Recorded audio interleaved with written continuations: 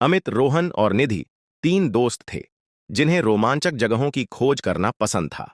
एक रात वे शहर के बाहर स्थित एक पुरानी और सुनसान हवेली के पास पहुंचे। हवेली जर्जर हालत में थी। उसके चारों ओर घना कोहरा फैला था और सूखे पेड़ हवाओं में सरसराहट कर रहे थे। हवेली का मुख्य दरवाजा धीरे धीरे चरमराते हुए अपने आप खुल गया। तीनों ने एक दूसरे की ओर देखा और हिम्मत जुटाकर अंदर चले गए।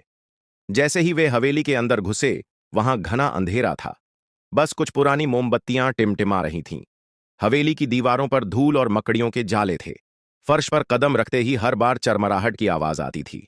अचानक एक खिड़की जोर से बंद हो गई, जिससे तीनों डरकर पीछे हट गए। हवेली की हवा ठंडी और अजीब थी, मानो कोई छिपकर उन्हें देख रहा हो। तीनों दोस्त आगे बढ़े और एक बड़े हॉल में पहुंचे। तभी ऊपर की मंजिल से किसी औरत की भयानक चीख सुनाई दी। वे डरकर ऊपर देखने लगे, लेकिन कुछ दिखाई नहीं दिया। तभी छत से एक पुराना झूमर जोर जोर से हिलने लगा और अचानक नीचे गिर गया। तीनों किसी तरह बच गए, लेकिन इस घटना ने हवेली के माहौल को और भी डरावना बना दिया। वे एक कमरे में पहुंचे जहां एक बड़ा और पुराना आईना रखा था। जैसे ही उन्होंने आईने में देखा, अचानक उसमें एक डरावना चेहरा दिखा। एक औरत जिसकी आंखों से खून बह रहा था। वह धीरे धीरे बोली, तुम लोग मर जाओगे। यह सुनकर तीनों पीछे हट गए, लेकिन आईने में वह चेहरा अभी भी दिख रहा था, जो उनकी हर हरकत को देख रहा था। रोहन ने मेज पर रखा एक पुराना अखबार उठाया और पढ़ने लगा। उसमें लिखा था कि ब्लैकवुड मैनर की मालकिन को उसके पति ने मारकर इस आईने में कैद कर दिया था।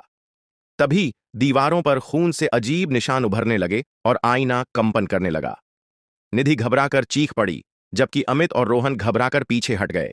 आईना चटकने लगा और उसमें से एक डरावनी औरत की आत्मा बाहर निकल आई। उसकी आंखें खाली और सफेद थीं और उसके बाल बिखरे हुए थे। उसने गुस्से से तीनों को घूरा और हवाओं में तैरने लगी। हवेली के अंदर ठंडी हवा बहने लगी और चारों ओर रखी चीजें हिलने लगीं। आत्मा गुस्से में अमित की ओर झपटती है। उसकी आवाज गूंजती है, तुम यहां से नहीं बचोगे। अमित डर के मारे पीछे गिर जाता है। रोहन जल्दी से निधि का हाथ पकड़ता है और वे दरवाजे की तरफ भागते हैं, लेकिन दरवाजा खुद ब खुद बंद हो जाता है। हवेली के अंदर चीजें हिलने लगती हैं, कुर्सियां उलटने लगती हैं और एक तेज चीख हवेली में गूंज उठती है। अमित, रोहन और निधि जैसे तैसे एक खिड़की तोड़कर हवेली से बाहर निकलने में सफल हो जाते हैं। जैसे ही वे हवेली से बाहर आते हैं, हवेली के अंदर की सारी अजीब घटनाएं बंद हो जाती हैं। वे हांफते हुए एक दूसरे को देखते हैं और बिना कुछ कहे वहां से भाग जाते हैं। हवेली के दरवाजे एक बार फिर अपने आप बंद हो जाते हैं, मानो वह किसी और शिकार का इंतजार कर